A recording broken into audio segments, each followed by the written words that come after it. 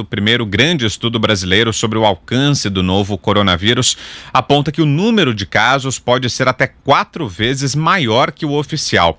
O projeto EpiCovid-19 é coordenado pela Universidade Federal de Pelotas, no Rio Grande do Sul. E, para falar mais sobre essa pesquisa, está com a gente agora o reitor da Universidade Federal de Pelotas, epidemiologista e coordenador geral desse estudo, professor Pedro Halal.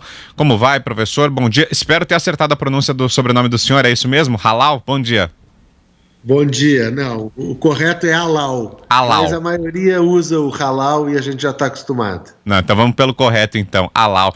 Professor, para começar a nossa conversa, queria que o senhor explicasse para a gente, então, como foi feito esse estudo, como é que vocês chegaram a essa conclusão de que o número de casos pode ser até 4 vezes maior que o oficial. É uma informação preocupante, como é que vocês chegaram a essa conclusão? Bem, na verdade, eu inclusive vou falar que é mais do que 4. O resultado mais provável. Na verdade, o que a gente fez então? A gente foi a campo e a gente entrevistou e testou 4.189 pessoas espalhadas aqui pelo estado do Rio Grande do Sul. A analogia que nós temos feito é a analogia de um iceberg. Então, os casos confirmados, esses que são notificados, eles são a ponta visível do iceberg.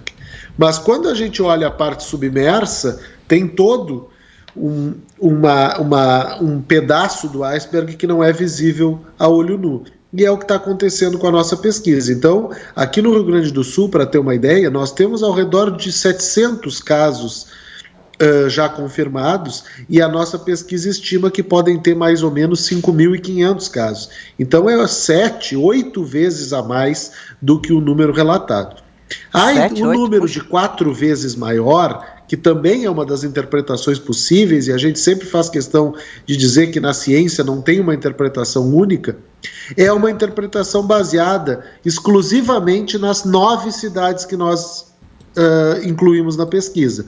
Se basear nessas 9 cidades apenas, realmente o número de casos é 4 vezes maior do que o que tem nas estatísticas oficiais. Mas se a gente olhar e tentar expandir isso para o estado como um todo, o número correto é 8 vezes maior, o que se torna ainda mais preocupante, porque mostra que a parte submersa do iceberg é ainda maior do que a parte visível. E consideravelmente, hein, professor? Pois é, só para a gente ter uma ideia, o Brasil tem cerca de 29 mil casos, esse número saltaria para 116 mil ou mais, como o senhor está alertando aqui. 200 mil casos. Para mim, a melhor...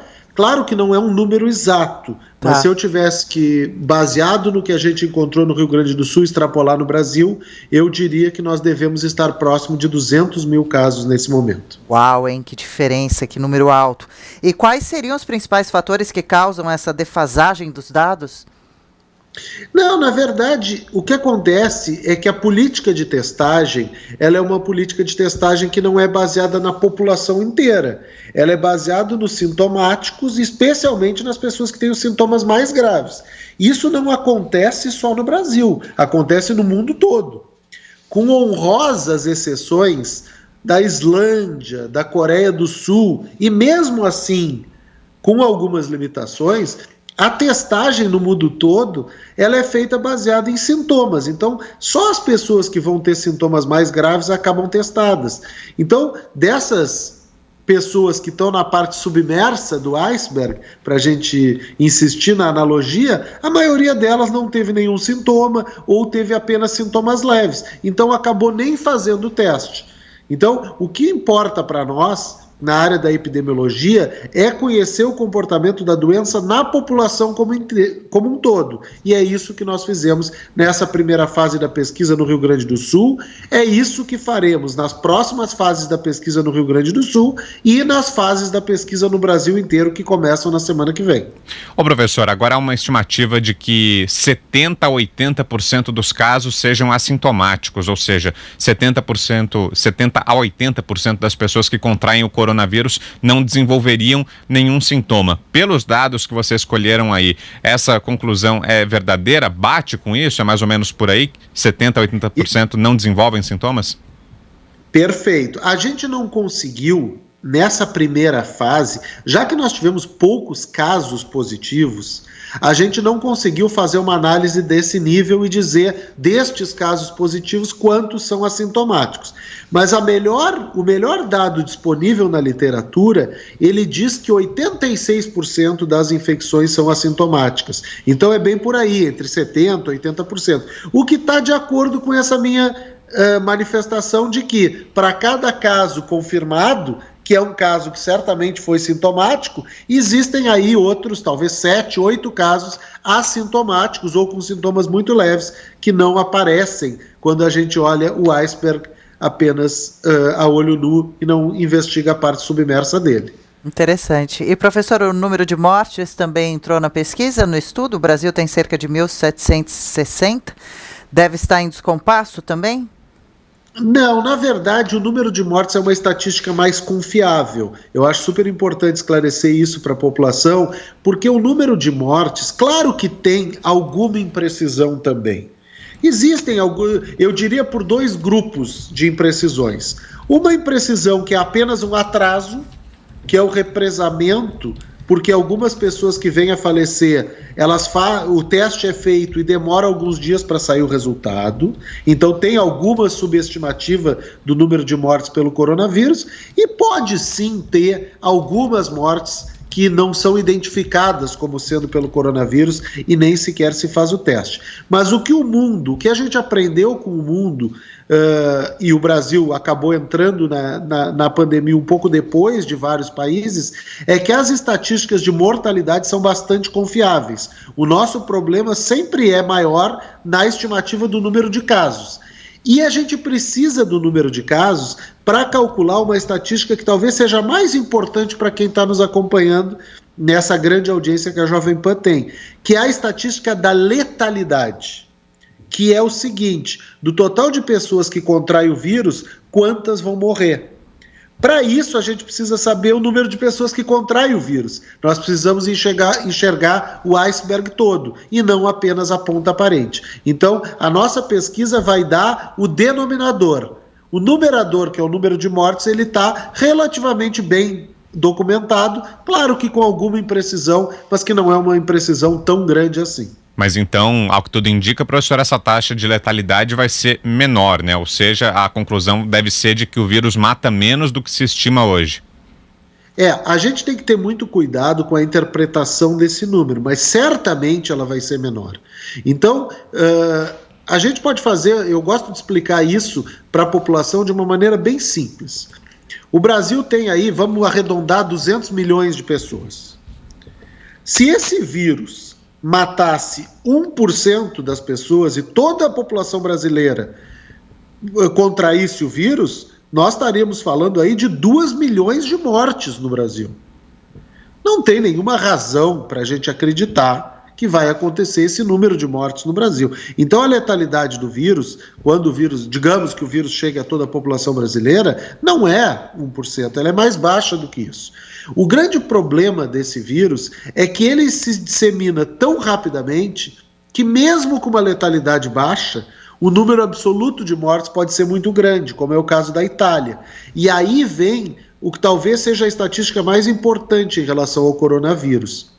Existe uma letalidade, que é a letalidade que está definida pela gravidade da doença, pelo curso natural da doença.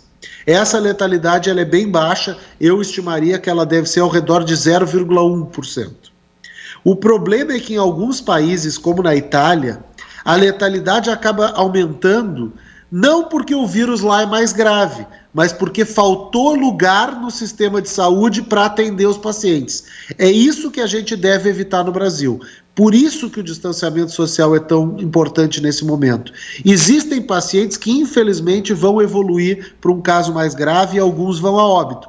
O que a gente não pode deixar acontecer é que outros que poderiam ser salvos não sejam salvos por falta de equipamento médico. Essa é esse para mim é o grande desafio da definição das políticas no Brasil e por isso o distanciamento social é tão importante. Com certeza. E são muito interessantes essas informações que o senhor traz agora, porque tem muita gente chateada com os números sempre sendo atualizados de casos de contaminação e de mortes também, que acabam até assustando, é claro, grande parte da população. Então, aproveitando essa onda, será que a gente pode falar alguma coisa sobre o número de recuperados também? Ontem, me parece, a gente passava aqui no Jornal da Manhã, segunda edição, um número maior, mais de 14 mil pessoas recuperadas da infecção. Esse número também, então, deve ser bem maior, não? E eu ainda, em primeiro lugar, acho uma ótima mensagem para ser passada para o público. E ela ainda é maior, porque se a gente pensar naquela primeira estatística que a gente conversou, que o número de casos real é 7 a 8 vezes maior do que o número de casos relatados, então, para cada um desses recuperados, a gente tem que multiplicar por 8. Porque esse é o número estimado de recuperados na população, porque esses outros, eles nem entraram no sistema de saúde, então eles certamente se recuperaram. Então, acho que trabalhar também com o número de recuperados é uma ótima sacada, e aí fico meus parabéns a vocês por já estarem abordando essa estatística de forma tão direta para a população entender. Tem muita gente que vai se contaminar com o vírus e a grande maioria deles vão se recuperar. A gente tem que trabalhar para que aqueles que vão ter um desfecho um pouco mais grave da doença tenham o atendimento que eles merecem no nosso Sistema Único de Saúde. Esse é o desafio do Brasil, esse é o desafio de todos os países nesse momento.